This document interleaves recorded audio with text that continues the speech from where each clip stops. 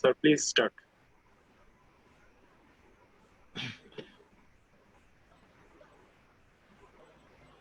আসসালামু আলাইকুম। আশা করি সবাই ভালো আছেন। তো অ্যাকচুয়ালি বহুদিন যাবৎ ছাত্রছাত্রীদের সঙ্গে দেখা হয় না। আমি পেশায় শিক্ষক। তো অনেকদিন যাবৎ সামনাসামনি ক্লাস নেওয়া হয় না। এ কারণে আসলে অনেকদিন যাবতই খারাপ লাগছিল। তো অ্যাক্সিসকে ধন্যবাদ তারা এই সুযোগটা করে দেওয়ার জন্য। তো এটা অন্তত আমি মনে করি যে এটা আমার জন্য একটা ভালো অপরচুনিটি, যে স্টুডেন্টদের সঙ্গে আবার আমি কিছুটা আহ, একত্রিত হতে পারবো। আজকে আমরা পড়ার আগে বলে নেই যে আমি সত্যিই একটা ক্লাস নেওয়ার জন্য অনেকদিন যাবৎ মনোকষ্টে ছিলাম। মাঝখানে শাহাবুদ্দিন মেডিকেল কলেজে একটা অনলাইন ক্লাস নিয়েছি, এরপর থেকে আর ক্লাস নেওয়া হয়নি। তো আজকে আপনাদের সাথে আবার অনেকদিন পর দেখা হচ্ছে। এটা সত্যি আমার জন্য খুবই আনন্দদায়ক। তো এই ক্লাসটা শুরুর আগে আমি একটা কথাই বলে নিই। আমার ক্লাসটার মূল উদ্দেশ্য হচ্ছে আন্ডারগ্রেড স্টুডেন্ট অর্থাৎ এমবিবিএস স্টুডেন্টদেরকে কিছু টিপস দেয়া, এটাই আমার মূল উদ্দেশ্য। তো আমি নিজে কম জ্ঞানযুক্ত একজন মানুষ, আমার জ্ঞানের গভীরতা আমি আমি নিজে মনে করি খুব কম। তো এখান থেকে আসলে অনেক বেশি জ্ঞানগর্ভ কিছু হয়তো আমি আপনাদেরকে দিতে পারবো না, কিন্তু এমবিবিএস পরীক্ষার জন্য যতটুকু প্রয়োজন একজন এমবিবিএস পরীক্ষার্থীর, অতটুক আশা করি আমি দেওয়ার চেষ্টা করব। তো আমরা ক্লাসটা শুরু করি আজকে। অনেকেই জয়েন করছেন, তো আমরা ক্লাসটা শুরু করি। তো আমাদের ক্লাসটার যে টপিক সেটা হচ্ছে ডিসঅর্ডারস অফ হিমোস্ট্যাসিস। এই ক্লাসটার শুরুতেই আমরা বলা উচিত যে তাহলে when we are talking about disorders of hemostasis, we must know what is hemostasis. এটা আপনারা একদম ফেজ 1-এ ফিজিওলজিতেই পড়েছেন যে hemostasis means spontaneous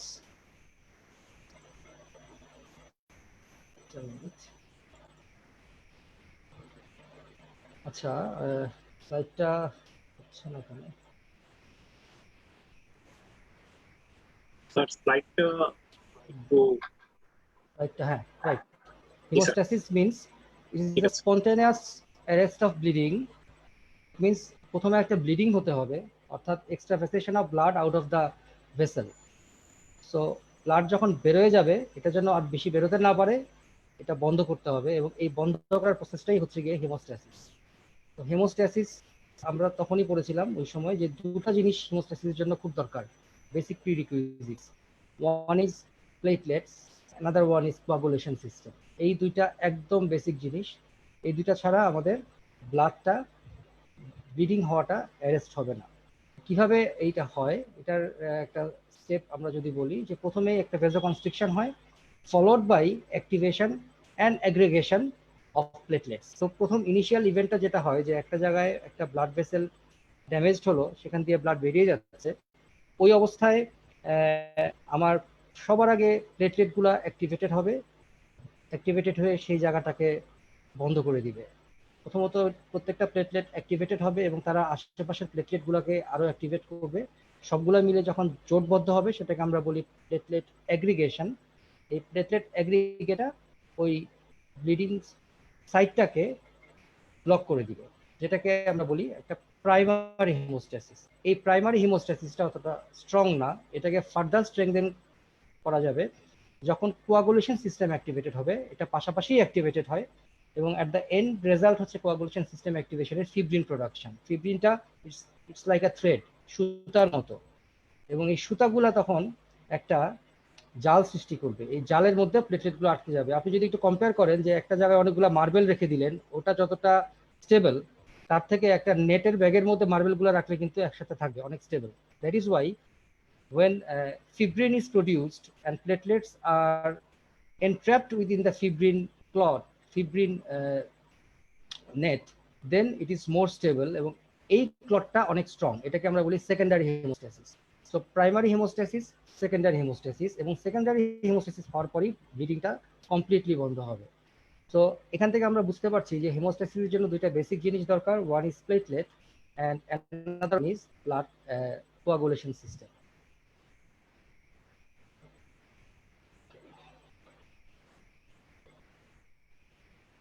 সো এই স্টেপগুলো আবার আমরা দেখাচ্ছি এখানে, যে প্রথমে প্লেটলেট যেটা হয় যে platelet adhesion, then platelet aggregation, then coagulation of fibrin, coagulation and ultimately development of fibrin which is deposited and formation of primary clot. This is the step. So কারো যদি এই স্টেপগুলা ঠিকমতো কাজ না করে তাহলে তার হেমোরেজ হবে, এবং এটাই হচ্ছে আমাদের haemostatic disorder. That means haemorrhage হচ্ছে because the haemostasis is defective. তাহলে এই ডিসঅর্ডারটা কেন হতে পারে? আমরা প্রথমেই বলেছি যে দুইটা বেসিক জিনিস, দুইটা একদম বেসিক জিনিস ছিল যেটা দরকার, একটা প্লেটলেট দরকার, একটা কোয়াগুলেশন সিস্টেম দরকার। তো প্লেটলেট আর কোয়াগুলেশন সিস্টেম যদি এর মধ্যে যে কোনো একটা বা দুইটাই যদি ঠিকমতো কাজ না করে তাহলে এই হেমোস্ট্যাসিসটা হবে না এবং অ্যাবনর্মাল হেমোরেজ হবে। এবং এই অ্যাবনর্মাল হেমোরেজটা হচ্ছে ডিসঅর্ডারস অফ হেমোস্ট্যাসিসের মেইন ম্যানিফেস্টেশন। আমি কখন চিন্তা করব যে একটা পেশেন্টের এই হিমোস্ট্যাটিক ডিসঅর্ডার আছে, অর্থাৎ তার কোয়াগুলেশন সিস্টেম অথবা প্লেটলেটে কোনো সমস্যা আছে? আপনি খেয়াল করেন যে কোনো জায়গায় যদি একটা ট্রমা হয় সেখান থেকেও তো ব্লিডিং হবে, বাট ডাজ ইট মিন এই পেশেন্টের হিমোস্ট্যাটিক ডিসঅর্ডার আছে? উত্তর হচ্ছে না। একটা পেশেন্টের যে কোনো জায়গা থেকে ব্লিডিং হলেই আমরা তাকে হিমোস্ট্যাটিক ডিসঅর্ডার অর্থাৎ platelet or coagulation system disorder আছে এটা বলে যাবে না। তো আমাকে কিছু সিচুয়েশনস আছে যে কোন ওগুলো হলে আমি ভাববো যে না, পেশেন্টের কোনো লোকাল প্যাথোলজি না। ফর এক্সাম্পল, একজন পেশেন্টের পেপটিক আলসার আছে, তার ওখান থেকে ব্লিডিং হয়ে হেমাটেমেসিস হয় বা মেলেনা হয়। So that is not a problem with the platelet, not a problem with the coagulation system, that is a problem of bleeding, but this is due to local disease of the particular organ. So this is not a hemostatic disorder. হ্যাঁ, যদি কোনো জায়গা থেকে বারবার bleeding হওয়ার পরেও আমরা সেখানে কোনো লোকাল ডিজিজ খুঁজে না পাই, তখন আমি চিন্তা করতে পারি it may be a bleeding disorder. অর্থাৎ একজনের বারবার হিমাটেমেসিস মেলেনা হচ্ছে, তার কোনো স্টমাকে কোনো আলসার নাই, স্টমাকে কোনো ব্লিডিং স্পট আমি দেখতে পাচ্ছি না, তাহলে এটা কোত্থেকে হচ্ছে? তাহলে হয়তো তার কোয়াগুলেশনে কোনো সমস্যা আছে বা তার প্লেটলেটে কোনো সমস্যা আছে। ওটা আমি সন্দেহ করতে পারি যে when there is excessive bleeding without a local pathology.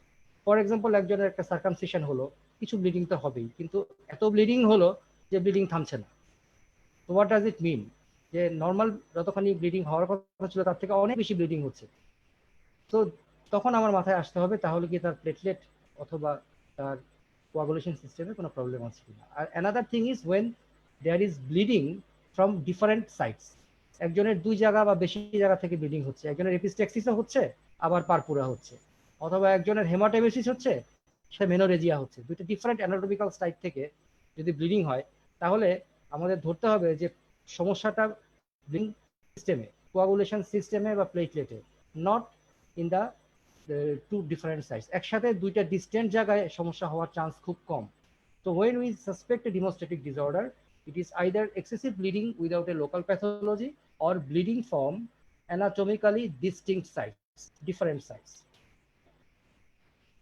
আগেই বলেছি যে হিমোস্ট্যাসিসের জন্য দরকার প্লেটলেট এন্ড কোয়াগুলেশন সিস্টেম। তো যদি প্লেটলেট এবং কোয়াগুলেশন সিস্টেম অ্যাবনর্মাল হয় তাহলে আমাদের হিমোস্ট্যাটিক ডিসঅর্ডার হবে। Conventionally when platelet abnormality leads to abnormal bleeding, we call it bleeding disorder, and when coagulation system abnormality leads to excessive bleeding, it is called coagulation disorder. So what are the bleeding disorders? প্লেটলেটের জন্য কেন হবে? জিনিসটা খুব simple, যে প্লেটলেটের জন্য হবে তখনই either যদি প্লেটলেট না থাকে, কম থাকে, which we call platelet deficiency or thrombocytopenia, অথবা প্লেটলেট আছে বাট কাজ করতে পারছে না, যেটাকে আমরা বলি প্লেটলেট ডিসফাংশন। এটাকে আরেকটা কঠিন নাম আছে থ্রম্বোস্থেনিয়া। সো আপনারা এতটুকু মনে রাখেন, it is either due to thrombocytopenia অর্থাৎ প্লেটলেটই নাই, কম, অথবা প্লেটলেট আছে বাট কাজ করতে পারছে না, প্লেটলেট ডিসফাংশন। সো থ্রম্বোসাইটোপেনিয়ার কজগুলা মোর অর লেস অ্যাকোয়ার্ড, এবং সবচেয়ে কমন কজ এখন আমরা যেটা দেখি আশেপাশে এখন ইদানিংকালে সবচেয়ে কমন কজ অফ থ্রম্বোসাইটোপেনিয়া হচ্ছে dengue. Other important common causes are immune thrombocytopenia, then bone marrow disorders like aplastic anemia, leukemia, and another systemic disease called SLE, systemic lupus erythematosus.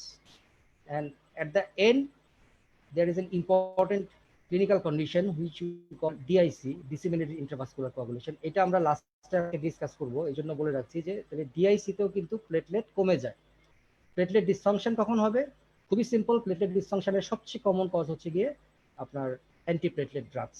আমরা খুব কমনলি ইসকেমিক হার্ট ডিজিজের পেশেন্টসদের এবং ischemic stroke পেশেন্টসদের antiplatelet drugs দেই, যেমন clopidogrel, aspirin. ওগুলোতে কিন্তু ওদের কাজ হচ্ছে প্লেটলেটের কাজটাকে কমায় দেওয়া। So antiplatelet drugs is the most common cause of platelet dysfunction. And another congenital disease, it is von Willebrand disease, where platelet cannot act properly due to deficiency of a particular factor, which is called von Willebrand factor. তো এটা আন্ডারগ্রেডে খুব একটা লাগে না। তো আমরা যদি overall চিন্তা করি যে কমনলি আমরা ব্লিডিং ডিসঅর্ডার কি আছে, তাহলে আমরা মনে রাখতে পারবো একটাই, যে thrombocytopenia commonly due to dengue,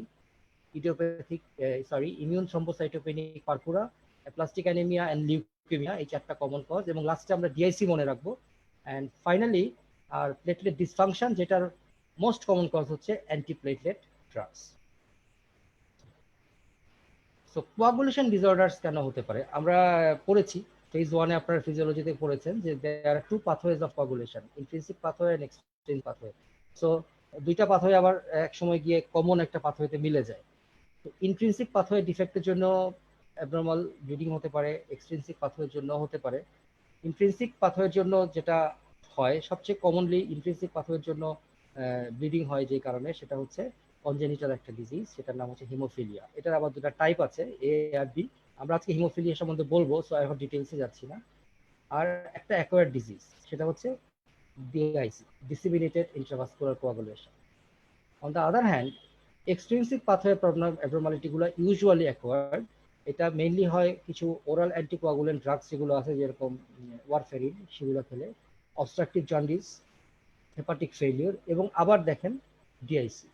তাহলে একটা জিনিস খেয়াল করুন, DIC can cause platelet deficiency, DIC can cause intrinsic pathway abnormality, DIC can cause extrinsic pathway abnormality. So এই ডিজিজটা আমাদের হিমোস্ট্যাটিক সিস্টেমের দুটা যে বেসিক জিনিস, অর্থাৎ প্লেটলেট এবং কোয়াগুলেশন সিস্টেম, দুইটাকেই এফেক্ট করে। ইভেন কোয়াগুলেশন সিস্টেমের যে দুইটা আর্ম আছে, ইন্ট্রিনসিক পাথওয়ে এবং এক্সট্রিনসিক পাথওয়ে, দুটাকেই এফেক্ট করে। সো যতগুলা ব্লিডিং ডিসঅর্ডার আমরা এতক্ষণ শিখলাম, হিমোস্ট্যাটিক ডিসঅর্ডার, এর মধ্যে সবচেয়ে ভয়ঙ্কর হচ্ছে এই disseminated intravascular coagulation. It is a very dangerous condition because it affects all the mechanisms involved in hemostasis, and that is why bleeding is more severe in disseminated intravascular coagulation than any other disorder. So bleeding যদি এখন আপনি সন্দেহ করেন, তাহলে কখন সন্দেহ করব? আমি আগেই বলেছি, when there is bleeding from anatomically totally different sites, like bleeding from nose, bleeding from GIT, or when there is bleeding from one side recurrent but there is no local pathology. For example, আমি বললাম যে someone has having GI bleeding to hematemesis, but after endoscopy there is no local lesion. এরকম যদি হয়, তাহলে আমি তখন চিন্তা করব যে probably the patient might have some hemostatic disorders. এবং হেমোস্ট্যাটিক মানে হয় প্লেটলেটের সমস্যা বা কোয়াগুলেশন সিস্টেমের সমস্যা। এটার জন্য আমরা ক্লাসিক্যালি 3টা টেস্ট করি, এবং এই 3টা টেস্ট করে আমরা মোটামুটি একটা আইডিয়া করতে পারি সমস্যাটা কোথায়। সমস্যাটা কি প্লেটলেটে, সমস্যা কি কোয়াগুলেশন সিস্টেমে? যদি কোয়াগুলেশন সিস্টেম হয় তাহলে কোথায়? সমস্যা কি ইন্ট্রিনসিক পাথওয়েতে না এক্সট্রিনসিক পাথওয়েতে? তাহলে আমরা মোটামুটি হিমোস্ট্যাটিক ডিসঅর্ডারকে যদি 3টা ক্রস ভাগে ভাগ করে নেই এবং বের করে ফেলতে পারি একটা টেস্ট দিয়ে যে এই 3টা ভাগের কোন অংশটায় সমস্যা হচ্ছে, তাহলে আমাদের ডিফারেন্সিয়াল চিন্তা করতে অনেক সহজ হবে। ফর এক্সাম্পল, কারো যদি আমি চিন্তা করতে পারি যে এই সমস্যাটা প্লেটলেটে, তাইলে অ্যাটলিস্ট আমার মাথায় কোয়াগুলেশন অ্যাবনর্মালিটি গুলো আসবে না। আবার যদি চিন্তা করতে পারি না সমস্যাটা ইন্ট্রিনসিক পাথওয়েতে, তাহলে অ্যাটলিস্ট আমার মাথায় ওই প্লেটলেটের সমস্যা আসবে না, এক্সট্রিনসিক পাথওয়ের সমস্যাও আসবে না। তো আমার ডিফারেন্সিয়ালটা খুব ন্যারো ডাউন হয়ে যাবে। ঠিক আছে? তো এই 3টা টেস্ট আমরা বলি যে screening test for haemostatic disorder: bleeding time, clotting time and prothrombin time. সাধারণত ব্লিডিং ডিসঅর্ডারসে ব্লিডিং টাইমটা প্রলংড হয়। সো ব্লিডিং ডিসঅর্ডারে বলতে আমরা কোনগুলো বোঝাচ্ছি, যে প্লেটলেটের ডিসঅর্ডার, অর্থাৎ কারো যদি প্লেটলেট কম থাকে বা প্লেটলেট কাজ না করে, সেই ক্ষেত্রে আপনার কিন্তু যেটা হবে, ব্লিডিং টাইমটা প্রবলেম হবে। So bleeding time actually represents the function of the platelets. On the other hand, clotting time, it is prolonged in disorders of the intrinsic pathway of coagulation.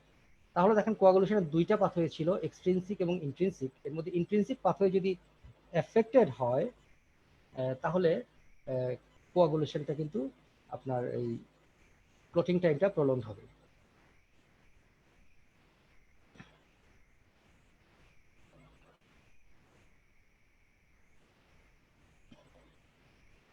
ওকে, আচ্ছা, আমাকে লিখছেন যে ক্যান্ট সি ইউ। অ্যাকচুয়ালি আমাকে দেখার মতো কিছু নাই, আমি দেখতে খুবই কদাকার। আপনারা আমার প্রেজেন্টেশনটা তো দেখতে পাচ্ছেন। If you can see my presentation, that will be more helpful for you. কথা শুনেন আর প্রেজেন্টেশন দেখেন, I think that will be more helpful.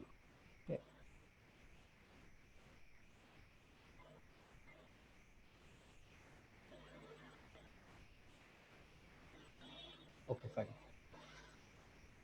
Then prothrombin time, আমরা একে পিটি সংক্ষেপে লিখেছি। It is prolonged in bursts of the extrinsic pathway of coagulation. So prothrombin টাইমটা কখন বাড়বে, যে যখন এক্সট্রিনসিক পাথওয়ে অফ কোয়াগুলেশনটা কোনো কারণে এফেক্টেড হবে। তাহলে আমরা সরাসরি যদি বলে দেই যে bleeding disorder leads to prolonged bleeding time, intrinsic pathway disorder leads to prolonged clotting time, and extrinsic pathway disorder leads to prolonged prothrombin time. So nowadays, clotting time is not done in all centers. It is backdated. It is actually abandoned by most of the centers, and it is replaced with activated partial thromboplastin time, which we call APTT. So আমি আগের যে স্লাইডগুলো দিয়েছিলাম সেটা যদি আমরা একটু modify করি, so in bleeding disorder or platelet disorders there will be prolonged bleeding time, prolonged BT. In coagulation disorders affecting the intrinsic pathway there will be prolonged CT or APTT, and in coagulation disorder extrinsic pathway abnormality there will be prolonged PT. এখানে আমি আপনাদেরকে, যদিও এখন use খুব কম হয়, তাও আমি সিটির কথাটা বলছি বা ক্লটিং টাইপের কথাটা বলছি অনলি বিকজ যে ইন কোয়াগুলেশন অনেক পরীক্ষায় অনেক সিনিয়র এক্সামিনার্সদের আপনি ফেস করতে পারেন যারা এখনো কোয়াগুলেশন টাইম, ক্লটিং টাইম টার্মটা ইউজ করেন এবং এটা জানতে চান। সো আপনি যদি সম্পূর্ণ না জেনে চলে যান যে না এরকম একটা জিনিস ছিল, তাহলে এবং পরীক্ষার হলে জোর দিয়ে এপিটিটি বলতে থাকেন, আপনারা মনে হবে আপনি কারেক্ট করছেন, বাট এক্সামিনার সামহাউ স্যাটিসফাইড হচ্ছে না। তো এই জন্য আমি, যেহেতু অনেক সিনিয়র এক্সামিনাররা কিন্তু এখন পরীক্ষা নেন, এখন তো 65 পর্যন্ত পরীক্ষা নিতে পারেন, এই জন্য আমি বলবো যে এই টার্মটা আপনারা নিজেরাই ইউজ করা দরকার নাই, নিজেরা বলা দরকার নাই সিটি মানে ক্লটিং টাইম। কিন্তু কোনো যদি if you are asked about clotting time, তখন যেন আপনি বলতে পারেন yes, clotting time is prolonged in intrinsic pathway disorders just like APTT. So কারো যদি ব্লিডিং টাইমটা প্রলংড হয় তাহলে আমরা বুঝবো এটা ব্লিডিং ডিসঅর্ডার, তার মানে প্লেটলেটের সমস্যা আছে। কিন্তু প্লেটলেটের সমস্যা তো আমরা দুটা বলেছি, একটা হচ্ছে প্লেটলেট না থাকা, থ্রোম্বোসাইটোপেনিয়া, আরেকটা হচ্ছে প্লেটলেট কাজ না করা, যেটা হচ্ছে প্লেটলেট ডিসফাংশন বা থ্রম্বোসপেনিয়া। তো এই দুইটা কন্ডিশনকে যদি আমি আলাদা করতে পারি তাহলে আমার ডিফারেন্সিয়ালস আরো ন্যারো ডাউন হয়ে যাবে। এটা করার উপায় খুব সহজ, কারো যদি প্রলং ব্লিডিং টাইম থাকে তাকে আমি যদি প্লেটলেট কাউন্টটা যদি শুধু দেখি তাহলে আমি ইজিলি বুঝতে পারবো যে এটা কি থ্রম্বোসাইটোপেনিয়া না platelet dysfunction. It's very simple, it's very simple.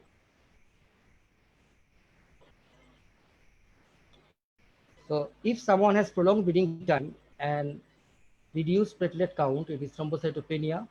And if someone has prolonged bleeding time and normal platelet count, it is platelet dysfunction. Very simple. So কারো যদি ব্লিডিং রং থাকে, প্লেটলেট কম থাকে, তাহলে আমি চিন্তা করব যে আমার থ্রম্বোসাইটোপেনিয়া আছে।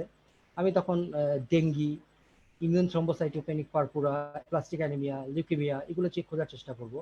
আর কারো যদি প্লেটলেট কাউন্ট নর্মাল থাকে কিন্তু ব্লিডিং টাইম প্রলং থাকে, তাহলে আমি anticoagulant drugs, antiplatelet drugs, von Willebrand disease বা তার কোনো ইউরেমিয়া আছে কিনা সেগুলো খোঁজার চেষ্টা করবো, ডিসঅর্ডারের ব্যাপারগুলো খোঁজার চেষ্টা করবো।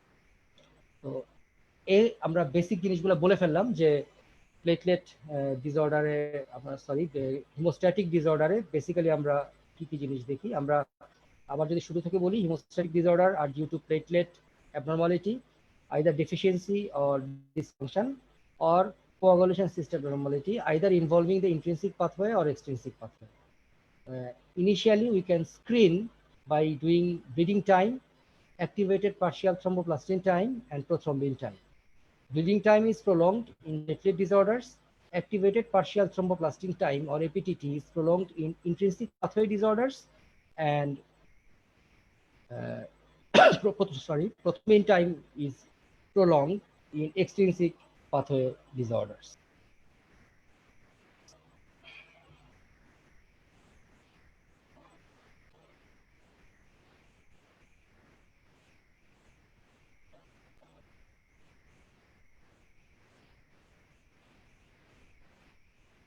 আচ্ছা, আপনারা কি আমার এটা দেখতে পাচ্ছেন? যদি দেখতে পান আমাকে একটু মেসেজে জানান যে প্রেজেন্টেশনটা কি দেখা যাচ্ছে কিনা। প্রেজেন্টেশন কি দেখা যাচ্ছে?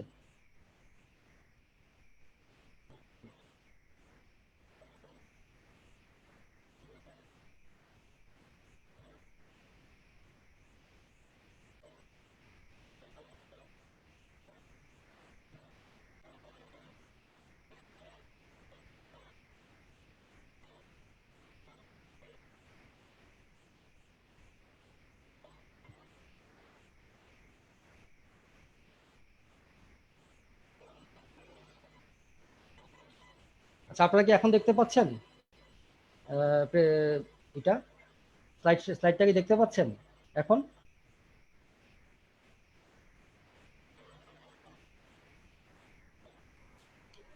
স্যার স্লাইড সব দেখা যাচ্ছে স্যার। সব দেখা যাচ্ছে না? স্যার না, কমেন্টে ওরা না, আমার কাছে মেসেজ আসছে যে কোনো স্লাইডই কেউ দেখতে পাচ্ছে না, শুধু শোনা যাচ্ছে, এই জন্য আমি বললাম। স্যার কমেন্টে সবাই বলতেছে হ্যাঁ, সবাই বলছে কোনো কিছু দেখা যাচ্ছে না এবং বলছে ব্রিং দ্য ক্যামেরা অন এবং স্লাইড দেখা যাচ্ছে না। So what should I do? দেখা যাচ্ছে তো, অনেকেই বলতেছে সব দেখা যাচ্ছে। কিন্তু আমি এখানে অ্যাক্সিস থেকে আমার এখানে যতগুলো মেসেজ আসছে, একটাতে বলছে যে স্যার কোনো স্লাইড দেখা যাচ্ছে না, প্রেজেন্টেশনও দেখা যাচ্ছে না, ক্যামেরাও দেখা যাচ্ছে না। আপনি কি দেখতে পাচ্ছেন? স্যার আমি তো আছি স্যার।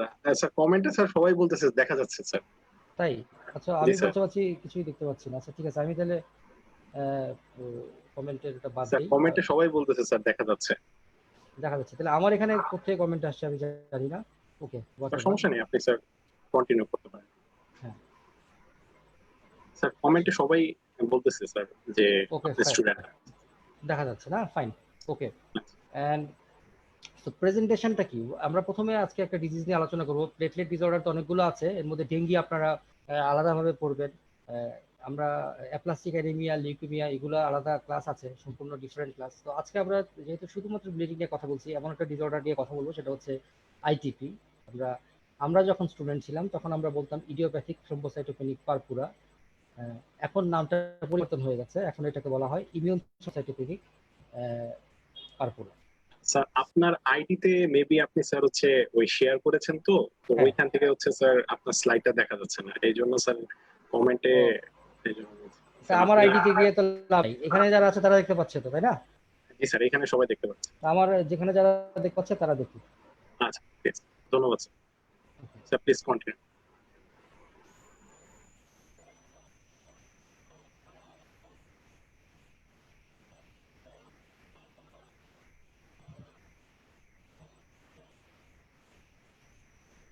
ওকে, ফাইন।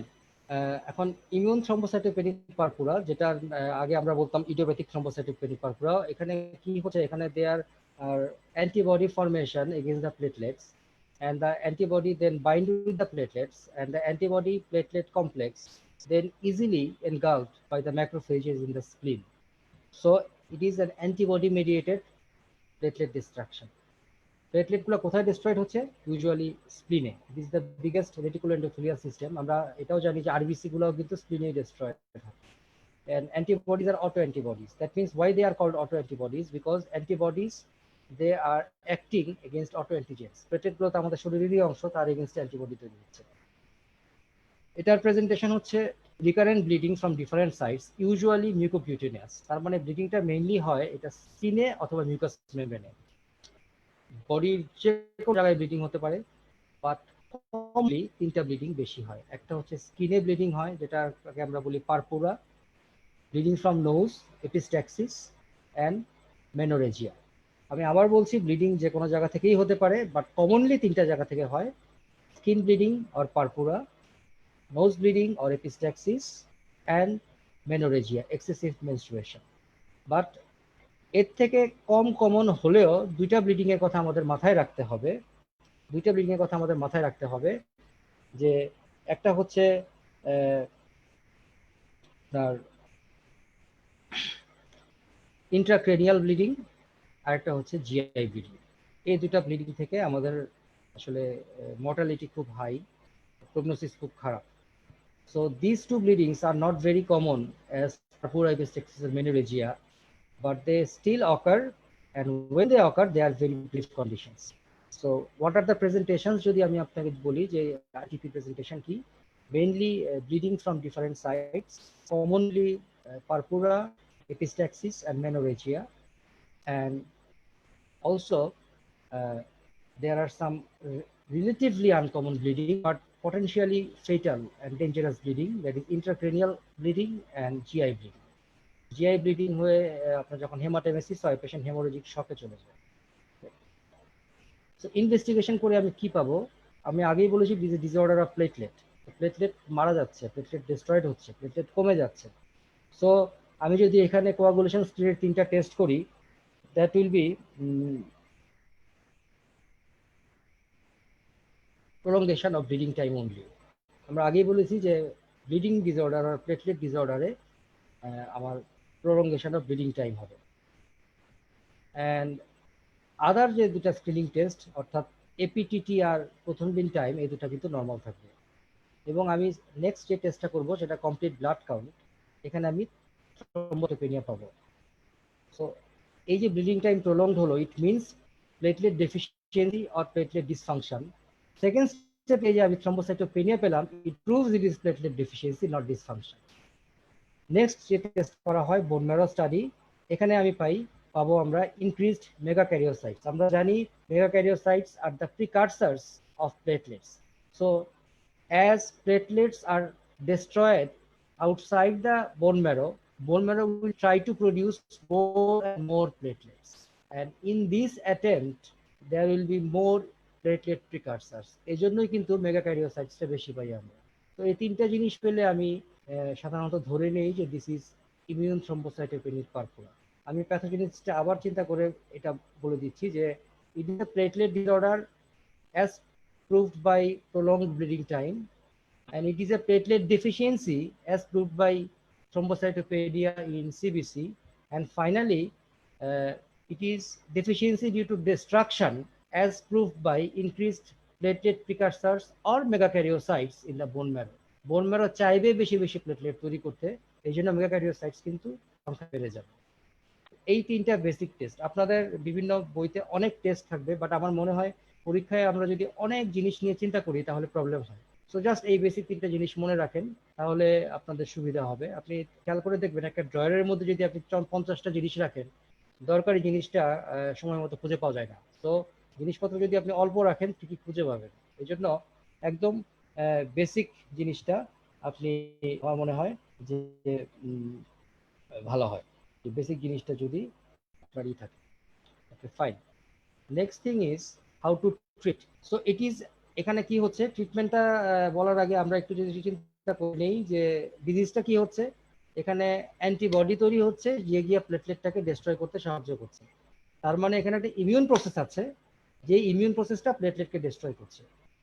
আমি যদি ইমিউন প্রসেসটাকে কমিয়ে দিতে পারি তাহলে কিন্তু আমার প্লেটলেট ডিস্ট্রাকশন কমে যাবে, এবং এ কারণে আমি ইমিউনোসাপ্রেসিং ড্রাগ ইউজ করব।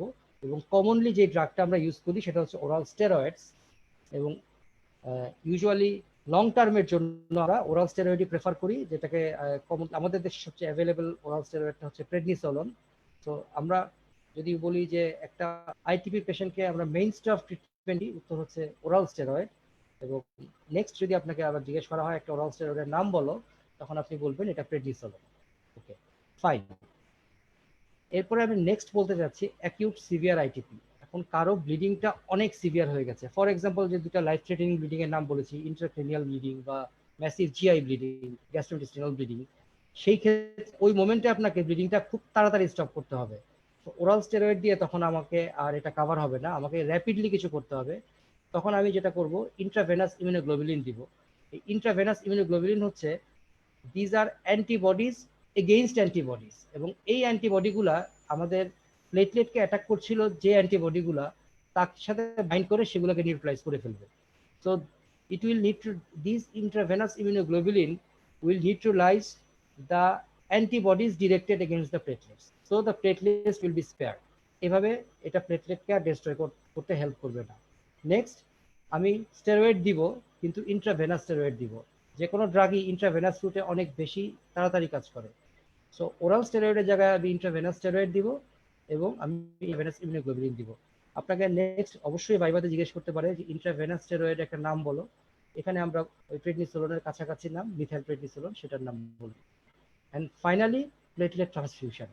এই মেথডগুলোর সাহায্যে আমি প্লেটলেট ডিস্ট্রাকশন বন্ধ করতে পারবো, কিন্তু প্লেটলেট যে হঠাৎ করে কমে গেছে, ব্লিডিং বেশি হচ্ছে, এই মোমেন্টে আমাকে প্লেটলেটটা বাড়ানোর একমাত্র উপায় হচ্ছে বাইরে থেকে প্লেটলেট দেওয়া। তো আমি প্লেটলেট ট্রান্সফিউশন করবো। খেয়াল করে দেখেন, আদারওয়াইজ যাদের মাইনর ব্লিডিং মাঝে মাঝে হয় তাদেরকে কিন্তু আমি প্লেটলেট ট্রান্সফিউশন দিচ্ছি না, বিকজ তাদের ব্লিডিংটা এত সিভিয়ার না, এই মোমেন্টে খুব তাড়াতাড়ি ব্লিডিং বন্ধ করার কোনো দরকার নাই। সো আমি জাস্ট যদি প্লেটলেট ডিস্ট্রাকশন বন্ধ করতে পারি, বোন মেরু নিজে থেকেই প্লেটলেট প্রডিউস করে কভার করে ফেলবে। কিন্তু যখন সিভিয়ার আইটিপি হচ্ছে, অর্থাৎ ইন্ট্রাক্রেনিয়াল ব্লিডিং অথবা ম্যাসিভ জিআই ব্লিডিং এরকম কন্ডিশন, তখন আমাকে খুব তাড়াতাড়ি প্লেটলেট বন্ধ করার পাশাপাশি, ডিস্ট্রাকশন বন্ধ করার পাশাপাশি আমাকে প্লেটলেটটা বাড়াতে হবে খুব তাড়াতাড়ি, এবং তখন আমাকে প্লেটলেট ট্রান্সফিউশন দিতে হবে। So acute severe ITP, as in intracranial bleeding or massive GI bleeding, we have to give intravenous immunoglobulin, intravenous steroids and platelet transfusion, obviously for a very short period of time. যখনই আমার ব্লিডিংটা stop হয়ে যাবে, তখন কিন্তু আমার এগুলো দেওয়ার আর দরকার নেই। এই অ্যাকিউট সিভিয়ার আইটিপির এই ম্যানেজমেন্টটা হচ্ছে অল্প সময়ের জন্য। ফাইনালি একটা পয়েন্ট থাকবে, সেটা হচ্ছে রিফ্লেক্টরি আইটিপি, যাকে আমি স্টেরয়েড দিয়েও প্লেটলেট ডিস্ট্রাকশন কমাতে পারবো না, অথবা স্টেরয়েডের ডোজ এত বেশি লাগে যে পেশেন্টের কুশিং সিনড্রোমের কমপ্লিকেশনসগুলো ডেভেলপ করে। ওদের ক্ষেত্রে আমাকে নেক্সট যে কাজটা করতে হবে, দ্যাট ইজ স্প্লেনেক্টমি।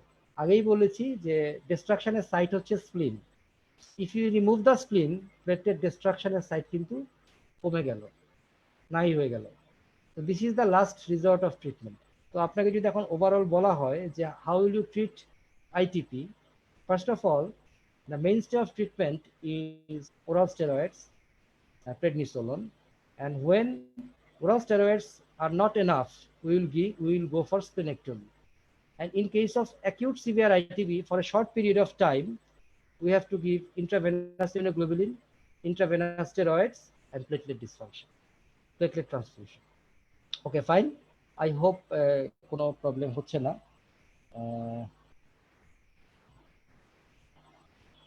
নেক্সট আমরা যে জিনিসটায় যাব,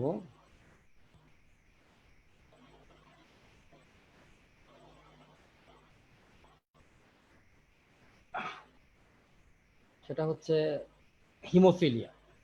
সো হিমোফিলিয়া এটা মোটামুটি পরীক্ষার জন্য খুব ইম্পর্টেন্ট, পেডিয়াট্রিক্সে খুব বেশি করে পড়ায়। তো this is an X-linked recessive inherited disorder, genetic disorder which leads to deficiency of either factor 8 or factor 9. এই factor 8, 9 হচ্ছে ইন্ট্রিনসিক পাথওয়ের দুটা কম্পোনেন্ট।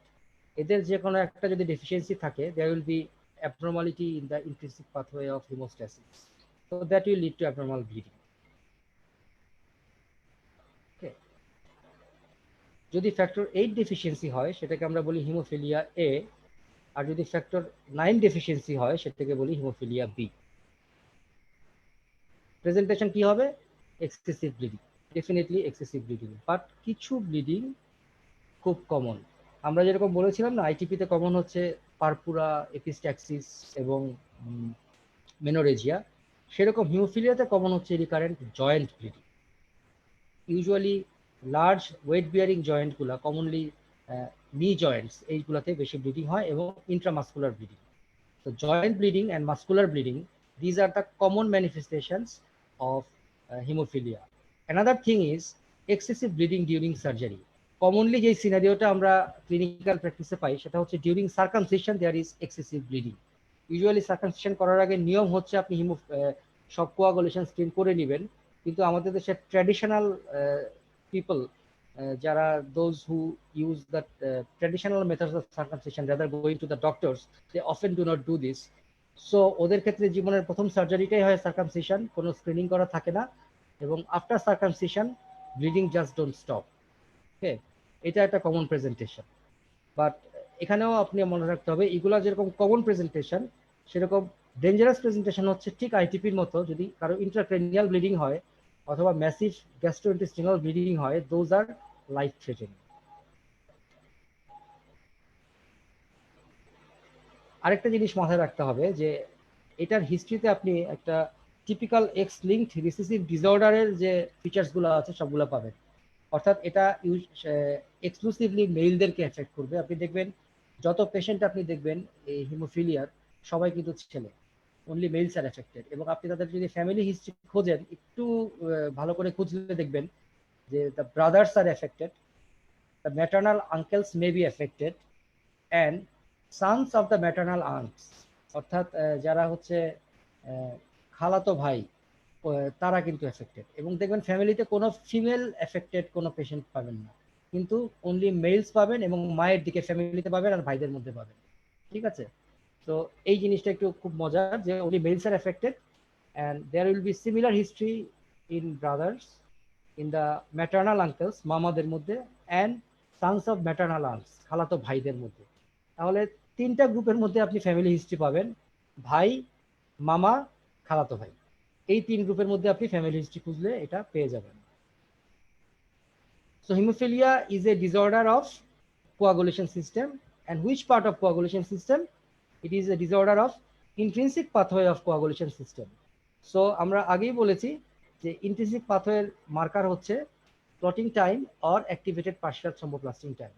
তো আমি যখন এরকম একটা পেশেন্ট পাবো তাকে কোয়াগুলেশন স্ক্রিন করতে দিব, bleeding time, activated partial thromboplastin time এবং প্রথম টাইম, তিনটাই যখন করতে দিব এর মধ্যে আমি শুধুমাত্র এপিটিটি অর্থাৎ অ্যাক্টিভেটেড পার্শিয়াল থ্রম্বোপ্লাস্টিন টাইমটাই প্রলংড হবে, এখানে ব্লিডিং টাইম এবং প্রথম মিন টাইম নর্মাল থাকবে। তখন আমি চিন্তা করব it could be case of intrinsic pathway disorder. Intrinsic pathway ডিসঅর্ডারের আমরা বলেছি যে মোর অর লেস কজ হচ্ছে দুইটা, একটা হচ্ছে কনজেনিটাল যেটা হচ্ছে হিমোফিলিয়া, আর একটা হচ্ছে অ্যাকোয়ার্ড অর্থাৎ ডিআইসি। তো ডিআইসির ভ্যারাইটি অফ প্রেজেন্টেশন আছে, যে ডিআইসি আমরা একটু পরে আলোচনা করব, তখনই বুঝবেন যে কেন আমরা এখানে ডিআইসি চিন্তা করছি না। প্লাস যদি ফ্যামিলি হিস্ট্রি থেকে থাকে এবং ইয়াং এজে হয় তাহলে ধরেই নিতে হবে এটা একটা ইনহেরিটেড ডিসঅর্ডার। তখন আমি এটা হিমোফিলিয়া চিন্তা করে আমরা ফ্যাক্টর 8 লেভেল এবং ফ্যাক্টর 9 লেভেল করব। তো যদি এটা ফ্যাক্টর 8 লেভেল কম পাই আমরা, তখন এটা হচ্ছে হিমোফিলিয়া এ, আর ফ্যাক্টর 9 লেভেল কম পেলে আমি ধরবো এটা হিমোফিলিয়া বি। এভাবে এটা ডায়াগনোসিস করা করতে হবে। সো হাউ টু ট্রিট, খুব ভেরি সিম্পল। এখানে আপনার there is a deficiency of factor 8 or factor 9, so you have to replace factor 8 or 9, এবং সবসময় মাইনর ব্লিডিং এ করতে হয় না, বাট কারো যদি খুব অ্যাক্টিভ ব্লিডিং থাকে, অনেক বেশি ম্যাসিভ ব্লিডিং থাকে তাহলে করতে হয়, এবং তার যে কোনো সার্জারি করার আগে এই ফ্যাক্টরটা রিপ্লেস করে তাকে ফ্যাক্টর লেভেলটাকে একটা মিনিমাম একটা স্যাটিসফ্যাক্টরি লেভেলে এনে তারপরে সার্জারি করতে হয়। সো এখানে যদি ড্রাগস বলেন, this drugs are actually replacement of the deficient factor, factor 8 replacement for hemophilia A and factor 9 replacement for hemophilia B, and these are done when there is active bleeding, severe bleeding, and these are done when some surgical procedure is planned before it. And obviously এখানে আমি আবার বলেছি এদের bleeding tendency অনেক বেশি এবং bleeding গুলা commonly হয় জয়েন্ট আর মাসেলে। সো জয়েন্ট মাসেল গুলাতে ইন্ট্রামাসকুলার ভেসেল এবং ইন্ট্রাআর্টিকুলার ভেসেল এগুলা সবচেয়ে বেশি ড্যামেজড হয় হচ্ছে কন্টাক্ট স্পোর্টসে। তো that is why contact sports সারা জীবনের জন্য নিষিদ্ধ। ওরা এই football, wrestling, hockey, even cricket এগুলো তারা কিন্তু খেলতে পারবে না। এটা আমাদের একদম বলে দিতে হয় যে আপনারা কোনো কন্টাক্ট স্পোর্টস খেলবেন না, এবং পার্টিসিপেট করবেন না। আর যখন বেশি ব্লিডিং হবে তখন ফ্যাক্টর রিপ্লেসমেন্ট করতে হবে, সার্জারির আগে ফ্যাক্টর রিপ্লেসমেন্ট করতে হবে। This is the treatment of haemophilia. So now আমরা লাস্ট চলে আসছি আজকের লেকচারে, যেটা হচ্ছে ডিসিমিনেটেড ইন্ট্রাভাস্কুলার কোয়াগুলেশন। এটাকে আরেকটা নামে বলে কনজাংশন কোয়াগুলোপ্যাথি। এটা জানা খুব জরুরি। এটা খুব কমন একটা কন্ডিশন, খুব লাইফ থ্রেটেনিং একটা কন্ডিশন। এবং এটা আপনারা যখন ইন্টার্নশিপ শুরু করবেন এই জিনিস প্রচুর দেখবেন, এবং এটার ম্যানেজমেন্ট জানাটা খুব জরুরি, ডায়াগনোসিস করতে পারাটা খুব জরুরি। বিকজ আপনি যদি ডায়াগনোসিস করতে না পারেন, you will lose the patient within minutes. খুব তাড়াতাড়ি পেশেন্ট এটাতে মারা যায়। সো এটা কি হচ্ছে আসলে, এখানে কিছুই না, আমি দেখানোর আগে বলে নেই। এখানে যে জিনিসটা হয়, initially there is activation of platelets and activation of coagulation system, দুটাই অ্যাক্টিভ হয়েছে। সো দুটা যখন এক্সট্রিমলি অ্যাক্টিভেটেড হয়ে গেল, that will lead to formation of clot within the vessels. আমরা আগেই বলেছি যে formation of clot in a traumatised vessel to stop bleeding is haemostasis, এটা physiological. But formation of clot within the intact vessel, it is never physiological, it is pathological, and we call it thrombosis.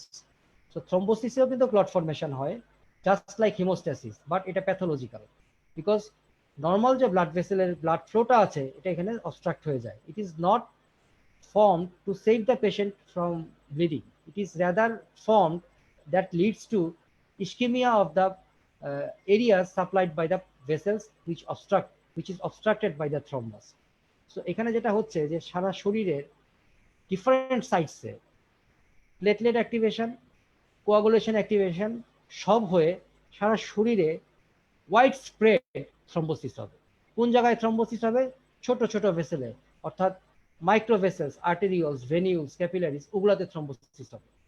ওকে, যখন এই thrombosis হয়ে গেল, thrombosis হতে গিয়ে প্লেটলেটগুলো used up হয়ে গেল, coagulation ফ্যাক্টরগুলো used up হয়ে গেল, বিকজ এটা অল্প সময়ের মধ্যে সারা শরীরে থ্রম্বোসিস হচ্ছে। সো কিছুক্ষণ পর দেখা যাবে যে শরীরে আর প্লেটলেট নাই, শরীরে আর কোয়াগুলেশন ফ্যাক্টর কোনোটাই নাই, ইন্ট্রিনসিক পাথওয়ের গুলাও নাই, এক্সট্রিনসিক পাথওয়ের গুলাও নাই। So what will happen now, when despite the initial thrombosis, now there will be abnormal bleeding, because bleeding stop করার যে মেকানিজমগুলো ছিল সেই মেকানিজমগুলা একটাও নাই। প্লেটলেটও খরচ হয়ে গেছে, ইন্ট্রিনসিক পাথওয়ে খরচ হয়ে গেছে, এক্সট্রিনসিক পাথওয়ে খরচ হয়ে গেছে। Now there will be bleeding. এই জন্য এটার টার্মটা হচ্ছে কনজাম্পশন কোয়াগুলোপ্যাথি, অর্থাৎ initially there is consumption and coagulation followed by bleeding. এখানে আমি একবার দেখিয়েছি যে কিভাবে এটা অ্যাক্টিভেট হয়। Usually the inflammatory cells, mainly the macrophages, they release different cytokines. ম্যাক্রোফেজগুলো ওয়াইড স্প্রেড অ্যাক্টিভেশন হয়ে সাইটোকাইন রিলিজ করে, সেই সাইটোকাইনগুলোই প্লেটলেটকে এবং কোয়াগুলেশন সিস্টেমকে অ্যাক্টিভেট করে, এবং that leads to wide spread microthrombi formation, অর্থাৎ wide spread formation of thrombi in the small vessels. What will happen? Now coagulation factors and the platelets both are used up, leading to deficiency of both. So যেহেতু coagulation factor নাই, platelet নাই, নাও এখন bleeding হলে আর সেটা বন্ধ হবে না। Plus আমরা এটাও জানি যে যেখানে কোনো জায়গায় যদি ক্লট ফরমেশন হয়, সেই ক্লটটাকে ডিসোলুট করার জন্য ফিব্রিনোলাইটিক সিস্টেম অ্যাক্টিভেট হয়। এখানে সারা শরীরে ক্লট ফরমেশন হচ্ছে, তাহলে সারা শরীরে প্রচুর জায়গায় ফিব্রিনোলাইটিক সিস্টেম অ্যাক্টিভেট হবে। ওই যে ফিব্রিনোলাইটিক সিস্টেমটা অ্যাক্টিভেট হলো, সেটাও কিন্তু আপনার হিমোরেজকে প্রমোট করবে। অর্থাৎ ফিব্রিনোলাইসিস মানে কি, যে কোনো জায়গায় যদি ক্লট ফরমেশন হয়, কোনো জায়গায় যদি থ্রম্বাস ফরমেশন হয়, সেটাকে লাইসিস করে দেয়া। তো কি হবে তাইলে প্লেটলেট নাই, কোয়াগুলেশন ফ্যাক্টর নাই, ক্লট ঠিক মতো ফরমেশন হবে না, যাও ফরমেশন হতো সেটাও ফিব্রিনোলাইসিস সিস্টেম এসে ভেঙে দিচ্ছে। and that will also lead to hemorrhage, এবং আলটিমেটলি পেশেন্টের ডিফারেন্ট সাইজ দিয়ে হেমোরেজ হবে। তো এখানে প্রবলেম তাহলে দুইটা হচ্ছে, একটা হচ্ছে ইনিশিয়ালি মাইক্রোথ্রম্বাই ফর্ম করে ডিফারেন্ট অর্গানসে কিন্তু আপনার ইস্কেমিয়া হয়। ডিফারেন্ট অর্গানসে ইস্কেমিয়া হওয়ার কারণে ডিফারেন্ট অর্গান ডিসফাংশন হয়। এটা ব্রেইনের ডিসফাংশন হতে পারে, পেশেন্টের ইম্পেয়ার্ড কনশাসনেস হবে। এটা কিডনিতে ডিসফাংশন হতে পারে, অ্যাকিউট কিডনি ইনজুরি হয়ে অলিগুরিয়া হবে। এটা হার্টের ডিসফাংশন হতে পারে, অ্যাকিউট করোনারি সিনড্রোম হবে। সো ডিফারেন্ট অর্গানসে এটা ডিসফাংশন হবে, ইভেন এটা লাংসে ডিসফাংশন হয়ে ARDS হতে পারে। সো মাল্টিপল অর্গান ডিসফাংশন হবে ইনিশিয়ালি থ্রম্বোসিসের কারণে, followed by uncontrolled bleeding from different sides. Usually very sick পেশেন্টগুলারই এই ধরনের ডিআইসি হয় এবং তাদের ডিফারেন্ট সাইডস দিয়ে ব্লিডিং হয়। আপনি খেয়াল করেন এখানে আমি আবার দেখেছি wide spread thrombosis, consumption of coagulation factors and platelets, and activation of fibrinolysis, and there will be widespread hemorrhage. So initially thrombosis and followed by hemorrhage. এটা হচ্ছে ডিআইসি। সবচেয়ে কমন কজ অফ ডিআইসি হচ্ছে septicaemia, অর্থাৎ infection of the blood. আরো কিছু common cause আছে এখন যেটা পাওয়া যাচ্ছে, সিভিয়ার ডেঙ্গি। তো আমাদের যদি দুটা কজ বলতে বলে আপনি বলবেন সেপ্টিসেমিয়া এন্ড সিভিয়ার ডেঙ্গি। বাকি কজগুলো আপনি মনে রাখলে ভালো, মনে রাখতে না পারলেও পরীক্ষায় অ্যাটলিস্ট ফেল হবে না। যেমন severe pancreatitis, poisonous snake bite, mismatched blood transfusion, obstetric complications like eclampsia, preeclampsia, antepartum hemorrhage, intrauterine death, multiple trauma, severe burn. নিচের কজগুলো হচ্ছে সার্জিক্যাল যে ডিপার্টমেন্টগুলো আছে তারা বেশি ফেস করে, বাট আপনারা অ্যাটলিস্ট সেপ্টিসেমিয়া এবং সিভিয়ার ডেঙ্গি এই দুটো যদি মনে রাখতে পারেন তাহলেই হবে। আর যদি এক্সট্রা মনে রাখতে চান তাহলে অ্যাকিউট প্যানক্রিয়াটাইটিস এবং পয়জনাস স্নেক বাইট, এগুলোতে widespread initial widespread activation of the immune cells, mainly the macrophages, they release cytokines, then widespread thrombosis leading to widespread dysfunction of different organs like brain, heart, kidney, and followed by uncontrolled bleeding. So presentation টা কি হবে, আমি আগেই বলেছি এটা একটা severe ডিজিজের consequence হিসেবে হয়। সো মেইন ক্লিনিক্যাল ফিচার্স গুলো হবে ওই যে পার্টিকুলার ডিজিজটা ছিল তার জন্য। তাহলে যদি এটা সেপ্টিসেমিয়ার জন্য হয়, পেশেন্টের হাই গ্রেড ফিভার থাকবে। সেপ্টিসেমিক শকের জন্য অন্য ফিচারগুলো লো ব্লাড প্রেশার, তারপরে হচ্ছে র্যাপিড ফ্রেডি পালস, সেগুলো আপনি পাবেন। যদি ডেঙ্গির জন্য হয় তাহলে সেই fever, body ache, skin rash সেগুলো পাবেন। যদি প্যানক্রিয়াটাইটিসের জন্য হয় তাহলে severe abdominal pain with vomiting পাবেন। So main clinical feature will be that of the primary cause. And আপনি যেটা দেখবেন, থ্রম্বোসিস তো আপনি দেখতে পারবেন না, আপনি দেখতে পারবেন হচ্ছে এক্সেসিভ ব্লিডিং।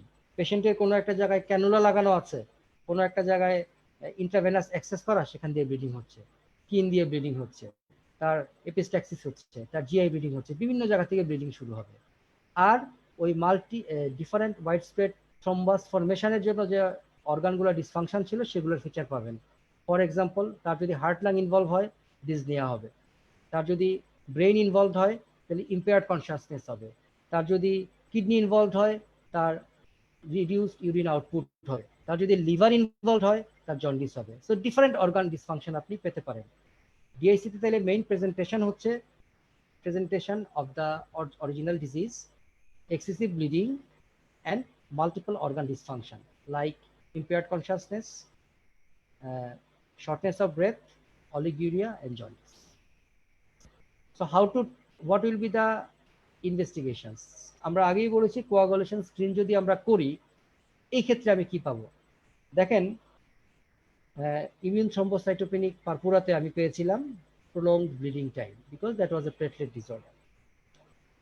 আমি হিমোফিলিয়াতে পেয়েছি prolonged activated partial thromboplastin time because that was a disorder of intrinsic pathway. এখানে প্লেটলেটও নাই, ইন্ট্রিনসিক পাথওয়েও নাই, এক্সট্রিনসিক পাথওয়েও নাই। সো এখানে আবার কোয়াগুলেশন স্ক্রিনের যে তিনটা component, bleeding time, activated partial thromboplastin time এবং প্রথ্রম্বিন টাইম, তিনটাই প্রলংড হবে। এবং আমি যদি প্লেটলেট কাউন্ট করি, আমি আগেই বলেছি it is a thrombocytopenic condition, so platelet count will be reduced. ঠিক আছে। আর ফাইনালি আরেকটা জিনিস এখানে আমরা করি, সেটাকে বলা হয় fibrin degradation product and D dimer. এগুলো হচ্ছে যখন একটা ফিব্রিন ভাঙা শুরু হয় তখন ওখান থেকে বিভিন্ন কম্পোনেন্টগুলো বের হয়, সেগুলোকে আমরা বলি ফিব্রিন ডিগ্রেডেশন প্রোডাক্ট। সো আমরা এখানে কিন্তু দেখিয়েছি যে এখানে যখন থ্রম্বোসিস হয়ে যাবে, এক্সেসিভ থ্রম্বোসিস, তখন ফিব্রিনোলাইটিক সিস্টেম, টিস্যু প্লাজমিনোজেন অ্যাক্টিভেটর আপনারা জানেন সম্ভবত, সেটাকে অ্যাক্টিভেট করবে। সো এই কারণে এই থ্রম্বাস থেকে ফিব্রিন যেগুলো ডেপোজিটেড হয়েছিল সেগুলো ভাঙা শুরু করবে। সো ফিব্রিন ডিগ্রেডেশন প্রোডাক্টস, এবং এর মধ্যে একটা প্রোডাক্ট হচ্ছে ডি ডাইমার, সেগুলো কিন্তু এখানে অনেক বেড়ে যাবে। সো ফাইনালি আমি যদি ডায়াগনোসিস করতে চাই ডিআইসি, তাহলে আমি কোয়াগুলেশন স্ক্রিনে prothrombin time, activated partial thromboplastin time এবং প্রথম মিন টাইম সবগুলোই প্রলংড হবে। Sorry, bleeding time, activated partial thromboplastin time এবং প্রথম মিন টাইম তিনটাই প্রলংড হবে। ব্লাড কাউন্ট করলে আমি থ্রম্বোসাইটোপেনিয়া পাবো। আর দুইটা স্পেশাল জিনিস, ফিব্রিন ডিগ্রেডেশন প্রোডাক্ট এবং ডি ডাইমার, এগুলো লেভেল বেড়ে যাবে because they come from destruction of the fibrin, এখানে এটা খুব বেশি হয়। তো how to treat now disseminated intravascular coagulation? First of all, the primary disease should be treated accordingly. যদি সেপ্টিসেমিয়া থাকে আপনাকে অ্যাপ্রোপ্রিয়েট অ্যান্টিবায়োটিক দিতে হবে। পেশেন্টের যদি অ্যাকিউট প্যানক্রিয়াটাইটিস থাকে আপনি অ্যাপ্রোপ্রিয়েট প্যানক্রিয়াটাইটিসের ট্রিটমেন্ট যেগুলো দেন, যে আপনার জিআই রেস্ট, অ্যান্টিবায়োটিক্স, অ্যানালজেসিক্স, সেগুলো দিতে হবে। যদি পেশেন্টের পয়জনাস স্নেক বাইট থাকে তাহলে তাকে আপনাকে অ্যান্টিভেনম দিতে হবে, সেগুলো আপনি করবেন।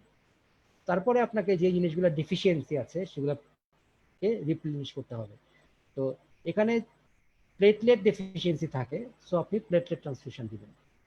আর অল ক্লোটিং ফ্যাক্টরস আর ডেফিসিয়েন্ট।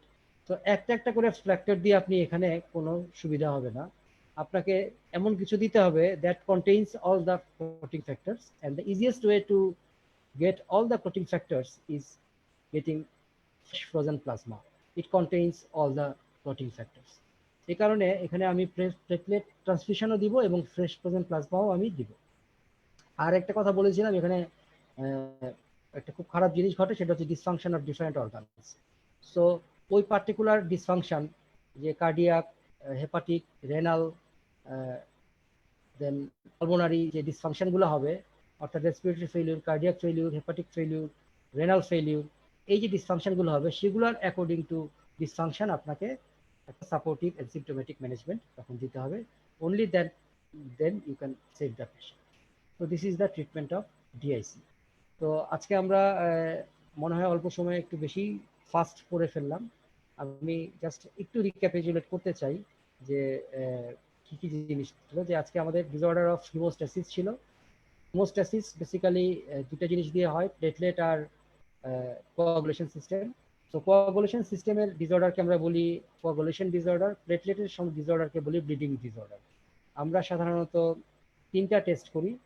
যদি ইনিশিয়ালি স্ক্রিনিং টেস্ট হিসেবে bleeding time, activated partial thromboplastin time এবং prothrombin time. Bleeding disorder which is platelet disorder leads to prolonged bleeding time. Intrinsic pathway disorder of coagulation system leads to prolonged APTT or prolonged clotting time, and disorder of the extrinsic pathway of coagulation leads to prolonged prothom mean time. এবং bleeding time যদি prolonged হয় তাহলে platelet dysfunction এবং থ্রম্বোসাইটোপেনিয়াকে আলাদা করা খুবই easy. We just have to C the platelet count. If it is normal, it is dysfunction. If it is reduced, it is thrombocytopenia. আমরা কজগুলো যদি চিন্তা করি, এখানে অনেক কজ আছে, আমি আপনাদের তাও বলবো যে অল্প কজ মনে রাখা ভালো। ফর প্লেটলেট ডিসফাংশন আপনি একটাই মনে রাখেন, সেটা হচ্ছে অ্যান্টিপ্লেটলেট ড্রাগস, আর দুইটা মনে রাখলে ভন উইলিব্রান্ড ডিজিজ। আর প্লেটলেট ডেফিসিয়েন্সির ক্ষেত্রে আমাদের এখন সবচেয়ে বেশি কমন চারটা ডিজিজ আপনি মনে রাখবেন: dengue, immune thrombocytopenic purpura or ITP, plastic anaemia, leukaemia. যদি বলা হয় যে তাহলে what will be the causes of coagulation disorder, intrinsic pathway ডিসঅর্ডারের মেইন কজ হচ্ছে হিমোফিলিয়া, আর এক্সট্রিনসিক পাথওয়ে ডিসঅর্ডারের মেইন কজ হচ্ছে anticoagulant drugs, oral anticoagulant drugs এবং অবস্ট্রাকটিভ জয়েন্ট। এই দুইটা মনে রাখেন। আর একটা ডিজিজ সব জায়গায় ইনক্লুড করেছি কিন্তু বলি নাই, ওটা আলাদা করে মনে রাখবেন, that is disseminated intravascular coagulation that cause platelet deficiency, intrinsic pathway deficiency, extrinsic pathway deficiency, everything. So I think আমার মনে হয় ক্লাসটা এখানেই শেষ করা উচিত। আপনাদের যদি ক্লাসটা, আমি জানি না, এটা অনেকদিন পর ক্লাস দিয়েছি, আমার নিজের কাছেই নিজের ক্লাসটা ভালো লাগে নাই। আমার কাছে মনে হয়েছে যে ইট ইজ ওয়ান সাইডেড। হ্যাঁ, আমি বেশ কিছু মেসেজ দেখেছি, but still I hope in future classes will be more interesting. এই ক্লাস থেকে যদি আপনার মিনিমাম কোনো রকম উপকার হয়ে থাকে, I will feel really glad because আসলে অনেকদিন স্টুডেন্টদের সাথে দেখা হয় না, এভাবে একটু দেখা হলো। যদি ক্লাসটা থেকে কারোর কিছু অল্প স্বল্প উপকারও হয়, হোপফুলি আমরা ভবিষ্যতে হয়তো এরকম অনেক কিছু ক্লাস হবে। সবাইকে ধন্যবাদ, আপনারা অনেক সময় নিয়ে অনেক কষ্ট করে আসলে ক্লাসটা করলেন। হোপফুলি আপনাদের সপ্তাহটা ভালো যাবে। তো I should take a leave now, and obviously have a nice week. Thank you.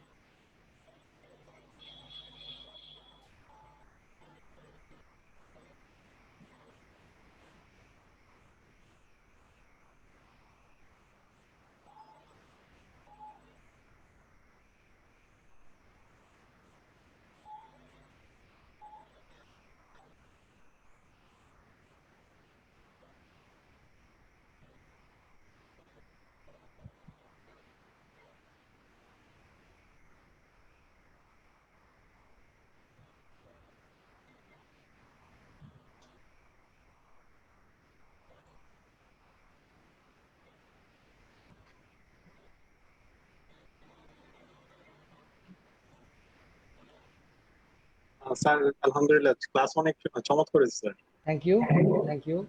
তাহলে এখন আল্লাহ হাফিজ, পরে আচ্ছা ঠিক আবার আছে। দেখা হবে। ঠিক আছে, আচ্ছা ঠিক আপনি আছে স্যার।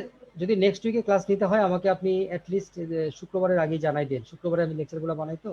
ঠিক আছে। স্যার আপনি নেক্সট উইকে স্যার ক্লাস নেন স্যার, অনেকে অনেক পছন্দ করছে আপনার ক্লাস, এবং আপনি স্যার হচ্ছে কমেন্ট গুলো দেখতে পারেন স্যার। আচ্ছা, আমি আসলে ওইদিকে তাকাই নাই। আমি আচ্ছা বোকারা আসলে, আমার ভক্ত তো, আমার স্টুডেন্ট গুলা সবগুলা চলে গেছে আমার পেজে। হ্যাঁ, আমার আচ্ছা বলে আর কিছু বেচারা বেচারা দেখতে পারে নাই। পরে আচ্ছা তারা ঠিক কেউ কেউ জায়গা মতো ঢুকে দেখেছে।